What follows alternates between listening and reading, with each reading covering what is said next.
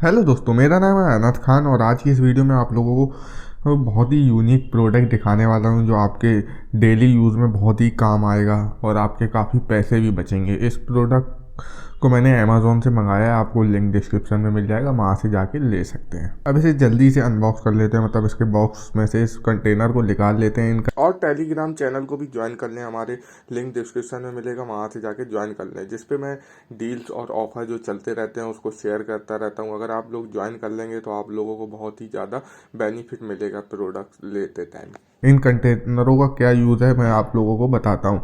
ये जैसे आप लोग ड्राई फ्रूट हुए और दाल मोठ होती है, नमकीन और बिस्कुट होते हैं, वो घर पे मंगाते हैं, पैकेट थोड़ा सा खा के रख देते हैं और सीड़ जाती हैं, वो चीज़ें बेकार हो जाती हैं।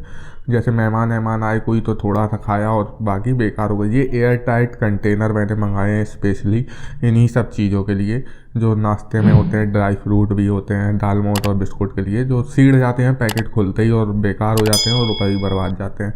तो थोड़ा सा इन्वेस्ट करके मैंने ये मंगा लिए हैं। हाँ, तो इसमें क्या रहेगा, ये पूरे एयर टाइट हैं, जैसी चीज़ रखेंगे वैसे ही रहेगी, सीड़ेगी नहीं बिल्कुल भी।